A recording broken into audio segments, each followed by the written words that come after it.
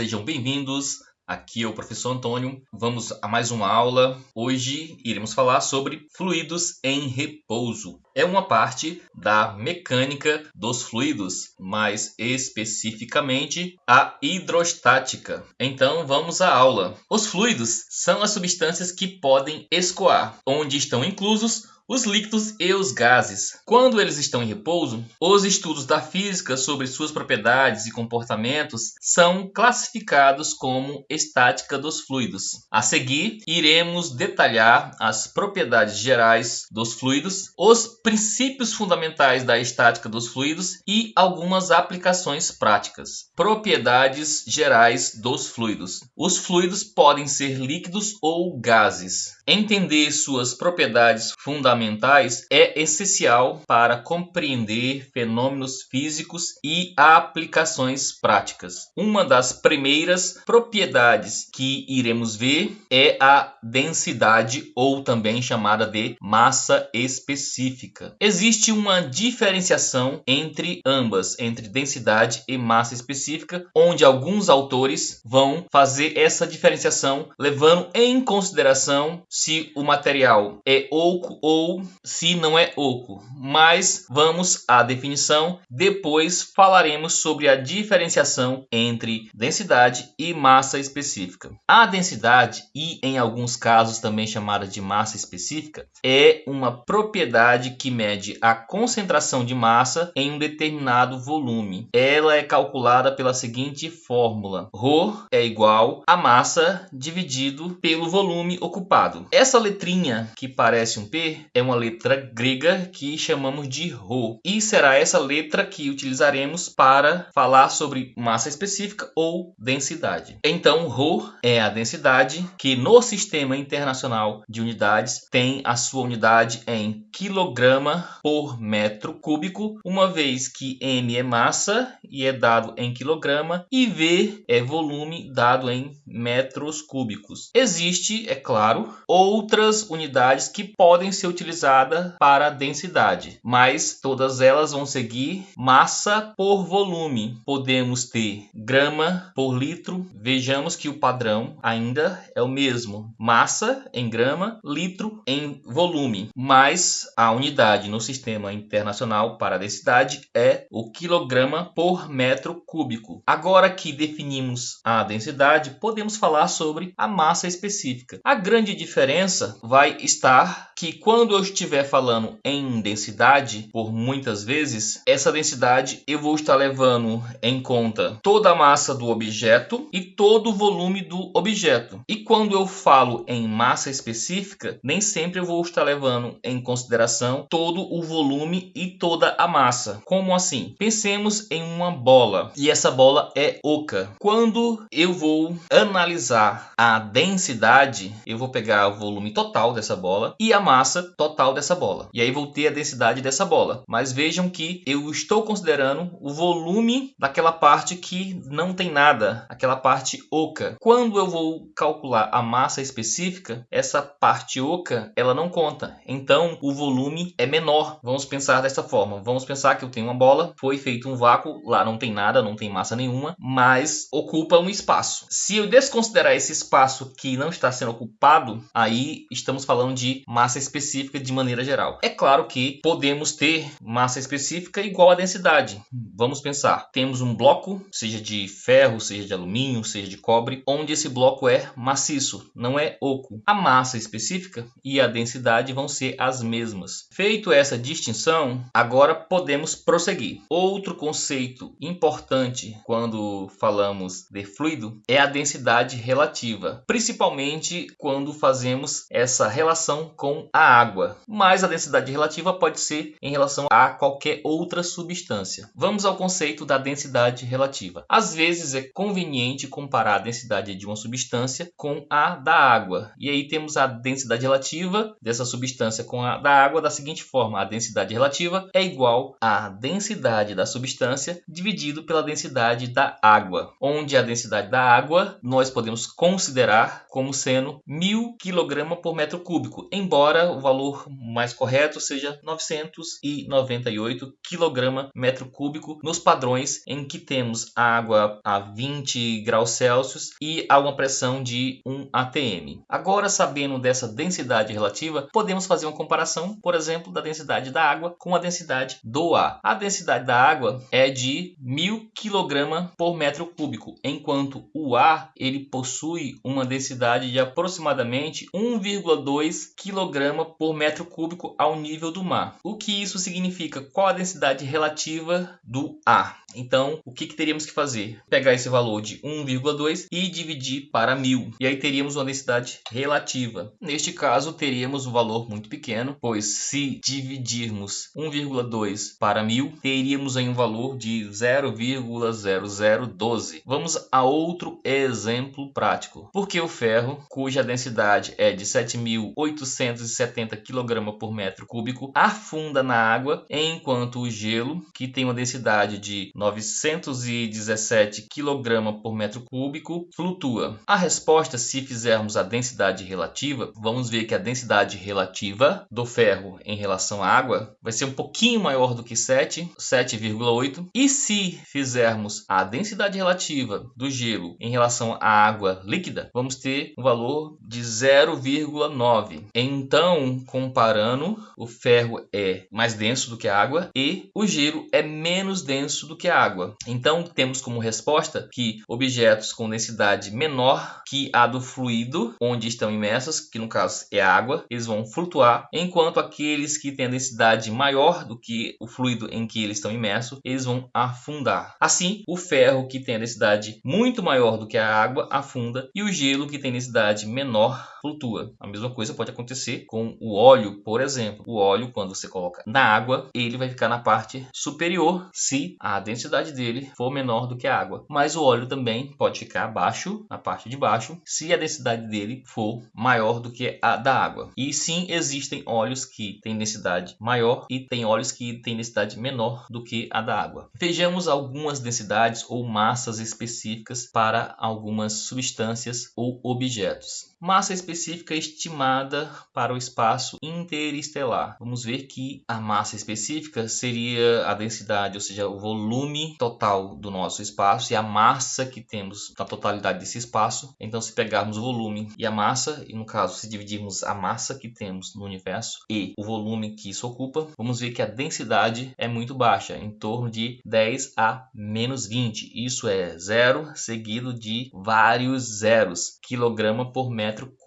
Melhor vácuo em laboratório, ou seja, foi tirado todo o ar dentro de um determinado objeto, não todo de maneira geral, mas foi conseguido um valor onde pode-se dizer que ele quase não havia ar nenhum, e quando dentro do objeto não tem nada, apenas o vazio, vamos chamar isso de vácuo. Então, o melhor vácuo que foi feito em laboratório chegou-se a um valor da massa específica, ou seja, ainda tinha massa ali dentro, mas a massa ali era muito pequena e chegamos a uma densidade de 10 a menos 17. Quando pegamos o ar atmosférico, que é o que nós estamos imersos, há uma pressão de 1 atm, que é a pressão a que nós estamos acostumados, a pressão a qual convivemos, que é a pressão de 1 atm. O que é essa pressão? Vamos ver mais à frente. Mas saibamos que o ar ao nosso redor, ele exerce uma pressão, exerce uma força e por isso exerce uma pressão sobre nós. E essa pressão que ele exerce é chamada de uma atmosfera. Quando vamos para locais mais distantes ou estamos subindo a partir do nível do mar, por exemplo, em La Paz ou no Monte Everest, como a camada de ar acima de nós ela vai diminuindo, então vamos ter uma pressão que vai diminuindo, não vai ser mais 1 atm. Por outro lado, se descermos abaixo do fundo do mar, e principalmente se estivermos mergulhando, aí a pressão acima de nós, além de ter a camada de ar, agora vai ter uma camada de água água e essa pressão vai ser maior do que 1 atm. Então, falamos de 1 atm como sendo a pressão comum no nosso dia a dia, que é chamada de pressão atmosférica. Então, quando temos o ar submetido à pressão atmosférica e a uma temperatura de aproximadamente 20 graus Celsius, a massa específica do ar é de aproximadamente 1,21 kg por metro cúbico. Para que possamos entender e compreender o que está sendo dito, 1 metro cúbico é, como todos normalmente conhecem, uma caixa d'água, e uma caixa d'água de 1000 litros, ela tem exatamente um volume de 1 metro cúbico. Então pensem que lá dentro daquela caixa de 1000 litros eu só tenho ar, e a massa desse ar que está ali dentro, quando vou colocar na balança e medir, a massa ali de ar que está ali dentro é de aproximadamente 1 kg e 210 gramas. Então 1,21 kg por metro cúbico, ou por 1 metro cúbico, que é essa caixa d'água. Já por outro lado, se aumentarmos a pressão, sairmos de 1 atm para 50 atm, o que acontece com a massa específica? A massa específica também aumenta. O que está acontecendo de fato? Se eu for colocando mais ar dentro dessa caixa, e vamos dizer que a parede dessas caixas suportem, então eu vou colocando mais ar, mais e mais e mais, o que vai acontecendo? A quantidade de massa, a massa que vai ficando ali dentro, vai ser maior, e isso também vai fazer com que esse ar faça mais força ali na caixa, ou seja, faça mais pressão. Então a pressão vai aumentando. Se aumenta a pressão, aumenta também a densidade. Vamos para outro material, como o isopor. O isopor, a massa específica dele é de aproximadamente 1 vezes 10 ao quadrado, ou seja, 100 kg por metro cúbico. Novamente, considerando a caixa d'água de 1000 litros, isso significa que se eu encher uma caixa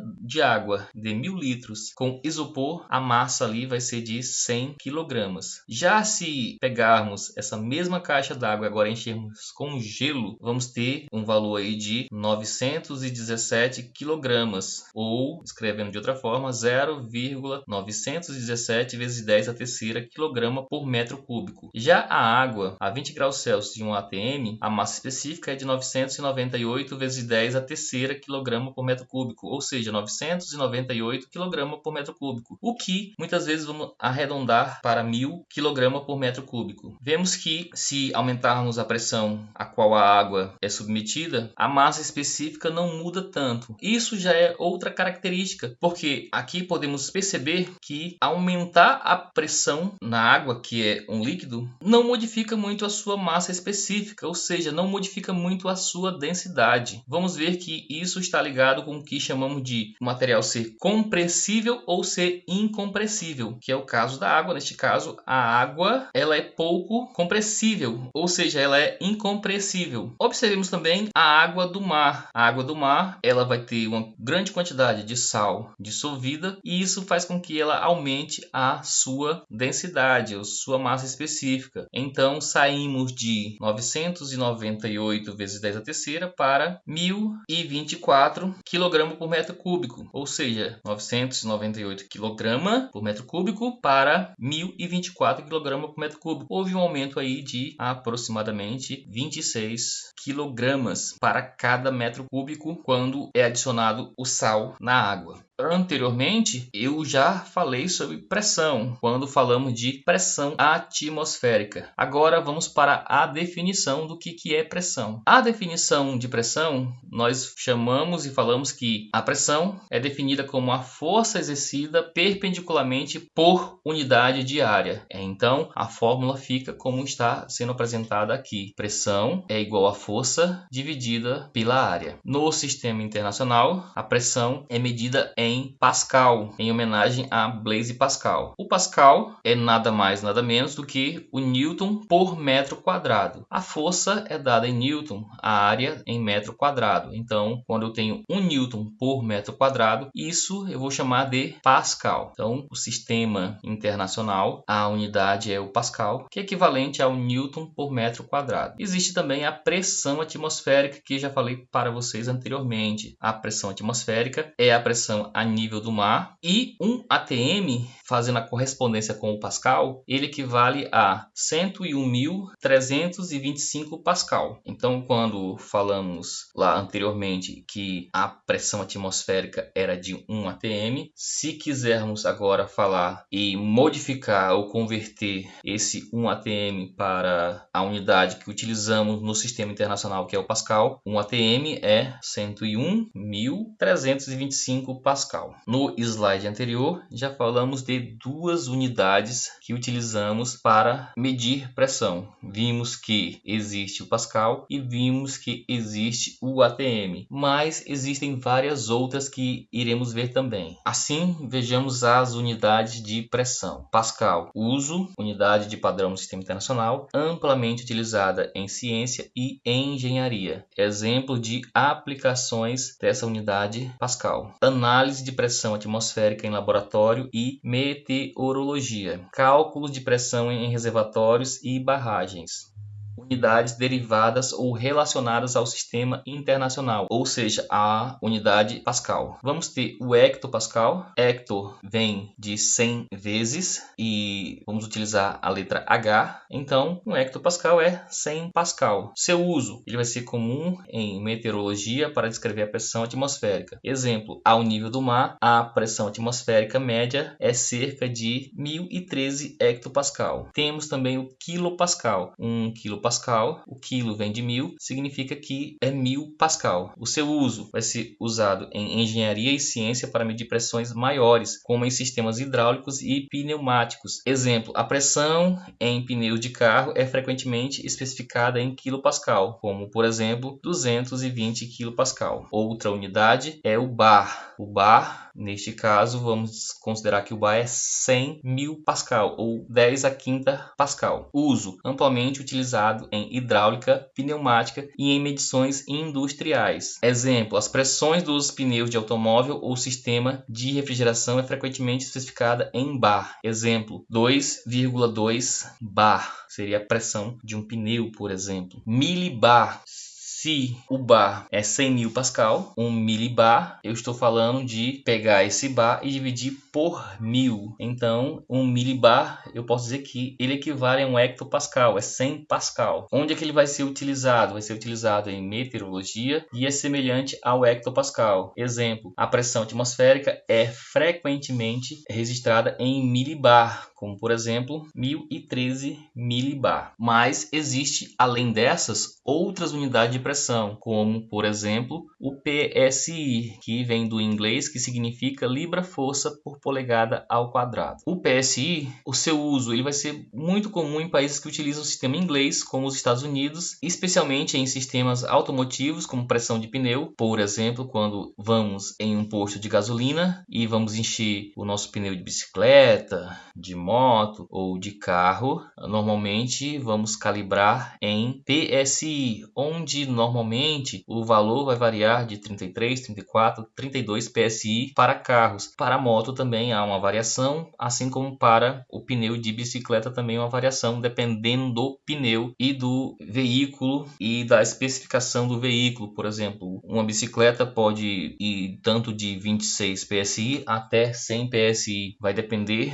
do tipo de pneu e do uso daquele pneu. Mas se eu quiser saber quanto vale um PSI lá em Pascal, um PSI ele equivale a 6.894,76 Pascal. Já falamos anteriormente da atmosfera ou ATM. Então, uma atmosfera padrão é definida como a pressão exercida ao nível do mar e equivale, como já vimos anteriormente, um ATM em Pascal equivale a 101.325 Pascal. O seu uso vai ser para descrever a pressão atmosférica em física e química. Exemplo, em experimentos químicos é comum encontrar um ATM como referência para pressão. Outra unidade que temos é o milímetro de mercúrio ou o Thor. Também podemos utilizar o centímetro de mercúrio. Um Thor, ele equivale a 1 milímetro de mercúrio. Então, tanto faz usar esse Thor ou usar 1 milímetro de mercúrio. Onde eles são utilizados? Normalmente na área médica, para medição de pressão arterial. Também utilizado na física e química, pressões em sistemas fechados ou de vácuo. Vamos ao exemplo médico. A pressão arterial é geralmente medida em milímetro de mercúrio. Quando ela é medida em milímetro de mercúrio, normalmente o resultado de uma pressão considerada normal é de 120 milímetros de mercúrio e 80 milímetros de mercúrio. Fala-se 120 por 80, mas não é uma divisão. Estamos medindo duas pressões, uma pressão diastólica e uma pressão sistólica, ou seja, uma pressão em que o coração expulsa o sangue e a outra pressão em que o sangue entra no coração. Então são duas pressões, vamos dizer assim, e aí temos uma pressão de 120 milímetros de mercúrio e outra de 80 milímetros de mercúrio. Ou ainda, se utilizarmos centímetro de mercúrio, podemos falar de 12 centímetros de mercúrio e 8 centímetros de mercúrio a pressão do coração, considerada ideal. Fizemos duas definições sobre massa específica e sobre o que é pressão. Lá no início, dei um exemplo de que existe uma camada de ar que está acima de nós, que exerce uma pressão sobre nós, que falamos que era a pressão atmosférica. E aí eu posso fazer uma pergunta para vocês. Se subirmos ou descermos em um fluido, ou seja, a profundidade ou altura em que estamos desse fluido vai influenciar na pressão que sentimos? E a resposta é sim, a pressão varia com a profundidade. Como eu tinha dito antes, quanto mais alto estivermos, a pressão que vamos sentir é menor. Por exemplo, quando vamos para locais muito altos, como por exemplo La Paz, os Andes ou locais montanhosos, a pressão ali é um pouco menor. Logo, à medida que aumentamos a nossa altura, neste caso, vamos diminuindo a pressão. Por outro lado, se mergulharmos em um lago, em um rio ou no mar, o que vai acontecer? A pressão, neste caso, vai aumentando. Vamos ter uma camada muito grande do ar e agora do líquido que estamos imersos, e essa pressão vai aumentando à medida que eu vou mergulhando mais fundo. Então, sim, a pressão ela varia com a profundidade. E vamos ver isto com a expressão matemática chamada de lei de Stevens, onde nós temos que a pressão no ponto em que estamos, ela vai ser igual à pressão inicial mais a densidade do meio vezes a gravidade vezes a altura. Então, em fluidos em repouso, a pressão em um ponto ela depende apenas da profundidade, onde temos P, que é pressão, P0 é a pressão na superfície ou a pressão inicial, geralmente a pressão atmosférica, H é a profundidade do ponto e G é a aceleração gravitacional, que é de 9,8 metros por segundo ao quadrado. Vamos a um exemplo prático. O que acontece com a pressão ao mergulharmos mais fundo no mar? Observando a lei de Stevens, vamos ver que a pressão nesse ponto do mar vai ser igual à pressão inicial, vamos dizer que é 1 atm, mais a densidade da água do mar, vezes a gravidade, vezes a profundidade em que estamos. Então, como a pressão inicial não muda, a densidade da água do mar não muda, a gravidade não muda, a única coisa que vai mudar é a profundidade, e à medida que vamos ficando cada vez com esse H mais profundo, o que vai acontecer? A pressão vai aumentando. Então, a resposta é a pressão aumenta devido ao peso da coluna de água acima do ponto considerado. Outra característica dos fluidos que é importante comentarmos é a capacidade de ele ser comprimido ou não. E aí, quando esse líquido ou esse gás, ou melhor, esse fluido, ele pode ser comprimido, vamos dar um nome, e quando ele resiste a essa compressão, vamos dar outro nome. Quando ele resiste a essa compressão, vamos dizer que eles são incompressíveis, ou vamos falar da incompressibilidade. É comum nos líquidos eles serem incompressíveis, ou seja, a sua densidade não varia significativamente mesmo sobre altas pressões. Exemplo, a água. Se aumentarmos a pressão sobre a água, o volume não vai diminuir tanto assim. Temos essa água, um líquido aqui na seringa, vamos pensar assim, e vamos fazer uma força muito grande, aumentando a pressão, e vamos ver que o volume ali não diminui. Já quando dentro da seringa temos o ar, que é um gás, podemos fazer uma força e ver que o volume ali está diminuindo, ou seja, vamos ver que o êmbolo pode se mover, mesmo que a seringa esteja fechada. E neste caso, o que está acontecendo? O gás está sendo comprimido. Então, podemos falar que, de maneira geral, os gases são compressíveis. Eles podem ser comprimidos. E isso vai fazer o quê? Vai alterar a densidade desse gás. Normalmente, altera de acordo com a pressão colocada e com a temperatura também. Outra maneira de mexer na densidade, além da pressão, é a temperatura.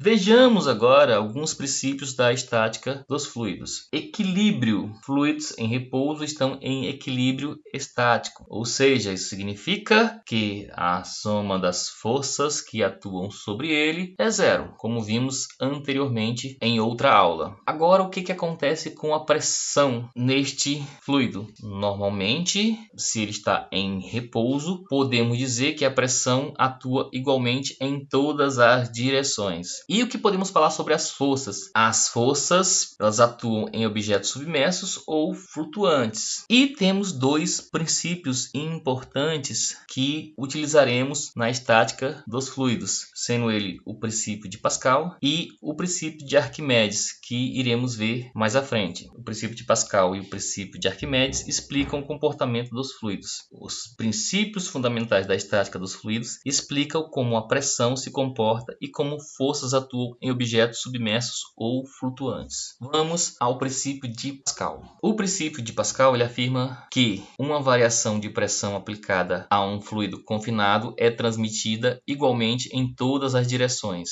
Um exemplo prático disso é a retirada da pasta de dente de um tubo de pasta de dente. Você aplica uma força em qualquer ponto do frasco e essa força ela vai ser distribuída igualmente para todos os pontos e normalmente faz com que a pasta seja expulsa do tubo. Mas esse princípio ele pode ser explorado de outra forma, de forma matemática. E aí temos a aplicação, por exemplo, lá nos macacos hidráulicos ou nas prensas hidráulicas ou nos elevadores hidráulicos. Porque temos o seguinte: se a pressão que eu coloco em um ponto é igual à pressão em qualquer outro ponto, nós podemos falar o seguinte, que a pressão no ponto 1 é igual à pressão no ponto 2. Mas já definimos anteriormente pressão como sendo força sobre área. Então eu posso dizer que a pressão no ponto 1 é a força 1 dividida pela área 1 e a pressão no ponto 2 é a força 2 dividida pela área 2. Então podemos fazer a seguinte relação: F1 sobre A1 é igual a F2 sobre A2,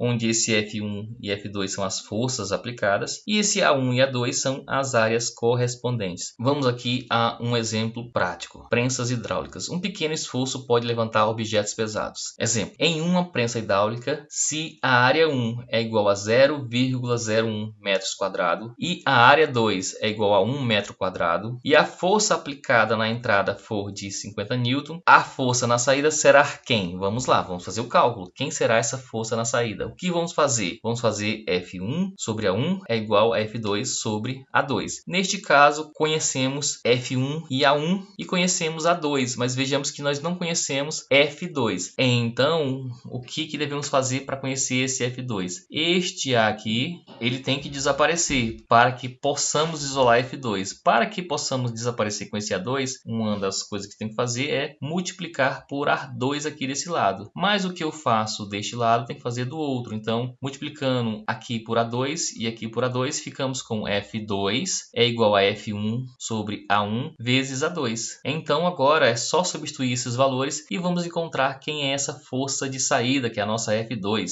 Então, eu tenho F1 vezes A2 dividido por A1, ou seja, eu tenho 50 newtons, que é F1, vezes A2, que é 1 metro quadrado, dividido para 0,01 metro quadrado, ou seja, eu tenho 50 vezes 1, que é 50, dividido para 0,01. Fazendo essa divisão, divisão, chegamos a um valor de 5.000 newton. Então veja que é possível, vamos pensar assim, levantar algo que tem uma força aí de 5.000 newton, fazendo apenas 50 newton de força. Foi dito anteriormente que veríamos dois princípios, o princípio de Pascal e o princípio de Arquimedes. No princípio de Arquimedes, iremos falar sobre uma força que normalmente os fluidos fazem. Essa força nós vamos chamar de força de empuxo. Então, como funciona a força de empuxo? Nós vamos dizer que ela é igual ao peso do fluido deslocado. Mas vamos à definição do princípio de Arquimedes e do que é o empuxo. Definição: quando um corpo está imerso em um fluido, ele experimenta uma força de empuxo vertical para cima igual ao peso do fluido deslocado. O que estamos dizendo aqui? Pensemos nesta bola e parte dessa bola está imersa em água. Quando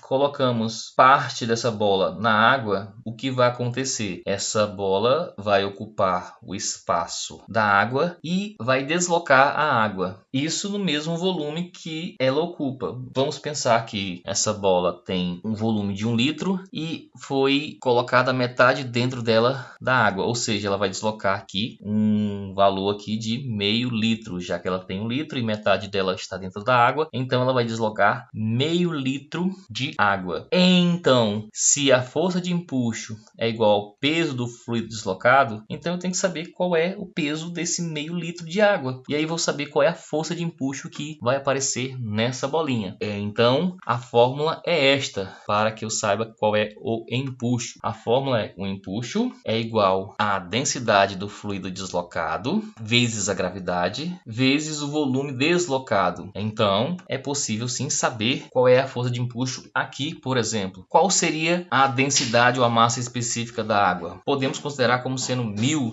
por exemplo. E a gravidade? Podemos considerar como sendo 10.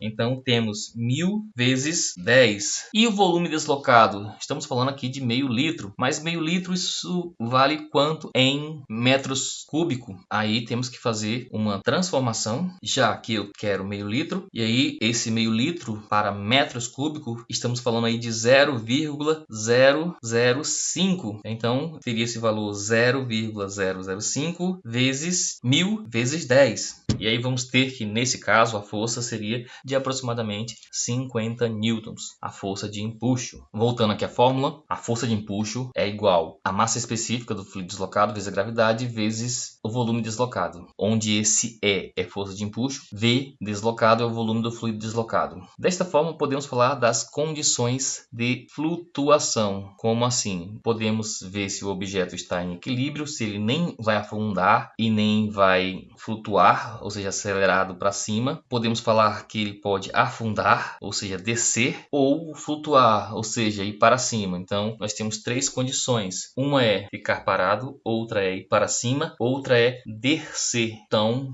ou falando da forma mais correta, equilíbrio, o objeto afunda, o objeto flutua. Em que condições vamos ter o equilíbrio?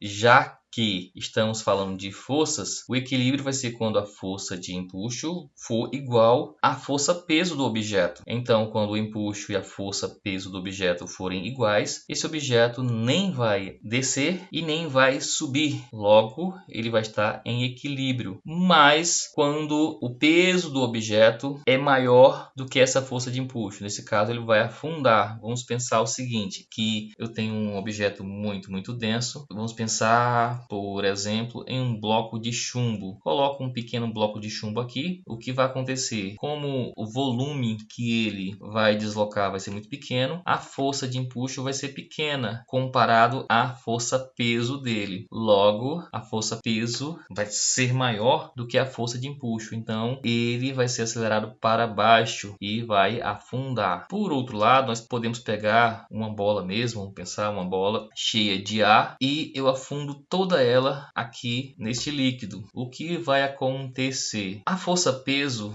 vai ter um valor baixo comparado à força de empuxo. Essa bola vai deslocar uma quantidade de água, um volume de água, que quando eu for calcular isto aqui, ou seja, o empuxo, eu vou ter um valor de empuxo que é maior do que a força peso. E neste caso, esse objeto ele vai ser acelerado para cima. E aí falamos que ele flutua. Aonde temos a aplicação prática do princípio de Arquimedes? Arquimedes nos navios e submarinos, onde temos que controlar a flutuabilidade de ambos. Muitas vezes eu quero que o submarino afunde mais, e aí eu tenho que conhecer esses parâmetros para saber o que vai fazer eles afundar mais, e outras vezes o submarino deve subir para a superfície, e neste caso agora queremos que o empuxo seja maior do que a força-peso. A mesma coisa no navio, se a força-peso for maior do que a força de empuxo, esse navio afunda, e não é o objetivo do navio. Agora vamos falar sobre as aplicações práticas do que já vimos. Sistemas hidráulicos. Os elevadores, freios e direção hidráulica utilizam o princípio de Pascal para multiplicar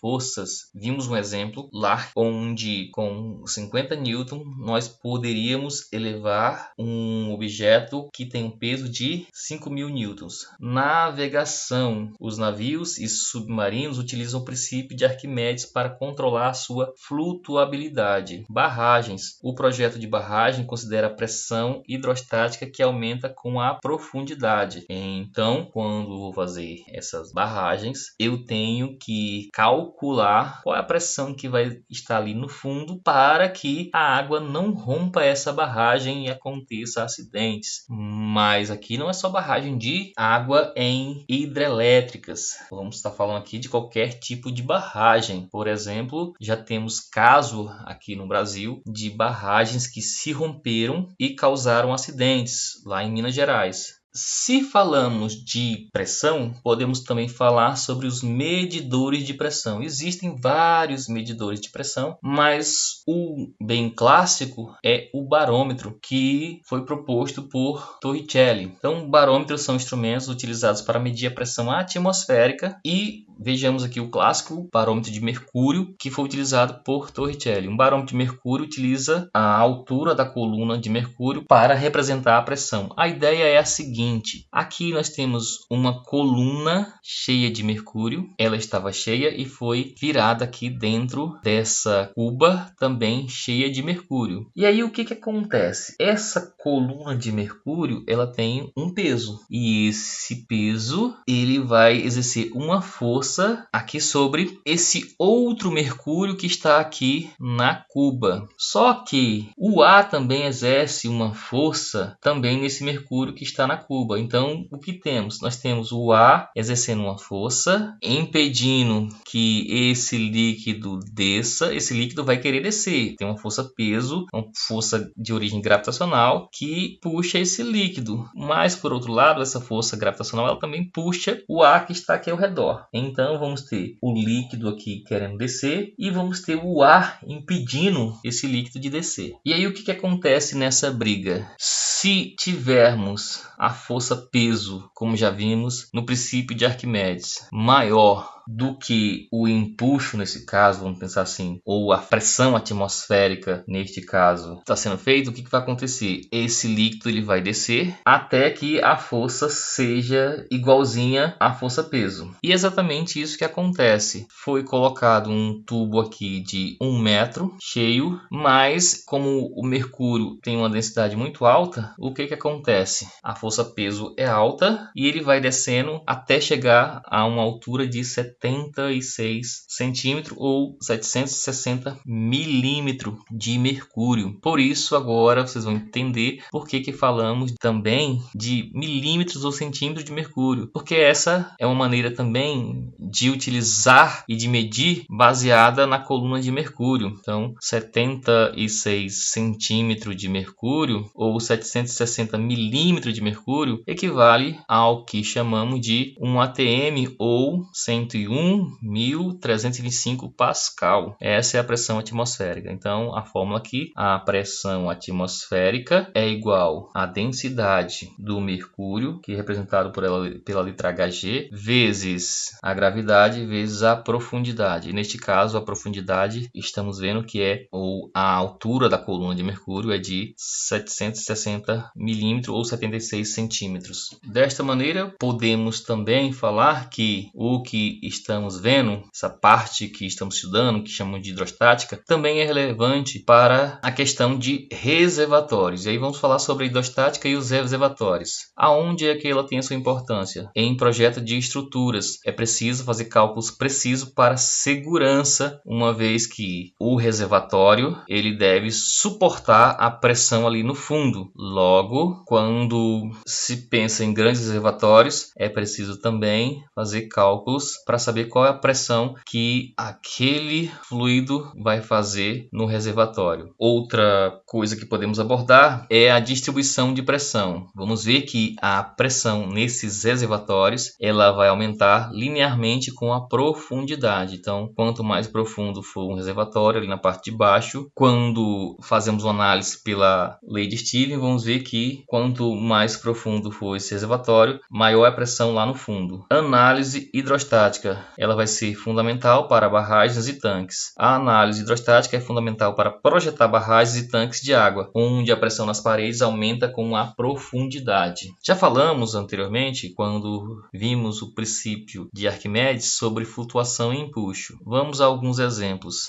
Normalmente vamos utilizar a densidade da água para referência de flutuabilidade. E aí, quando comparamos a densidade da água com outra densidade, vamos ver se esses objetos flutuam ou se afundam. Exemplo, o gelo é menos denso que a água, por esse motivo ele flutua. Já o ferro é mais denso do que a água, por isso ele afunda. Vamos a um exemplo prático. Quando o navio ele é carregado, ele afunda mais, deslocando um maior volume de água. E isso, de certa maneira, também faz com que o empuxo aumente, já que ele desloca maior quantidade de água, há também uma força de empuxo ali. O que não pode é ultrapassar a força de empuxo, que aí neste caso ele vai afundar. Vamos a outro exemplo sobre empuxo e flutuação. Vamos ao problema. Um bloco cúbico de aresta L de 0,5 metro e a densidade desse bloco é de 800 kg por metro cúbico. Ele é colocado na água, onde a densidade da água aqui vamos considerar como sendo 1000 kg por metro cúbico. Determine o volume submerso e se ele flutua ou se ele afunda. Bom, se compararmos as densidades, vamos ver que a densidade desse bloco ele é menor. Logo, se ele é menor e se ele for totalmente colocado na água, o que vai acontecer? Se eu colocar esse volume totalmente na água, como ele é menor, ele vai subir. Mas se eu colocar ele apenas, não mergulhar ele, mas apenas colocar em cima, o que vai acontecer? Normalmente ele pode ficar em equilíbrio e aí apenas uma pequena parte dele vai ficar submersa. Então vamos aos cálculos para ver o que acontece. Primeiro temos que saber qual vai ser o volume e o peso desse bloco. Como é que eu faço para calcular o volume?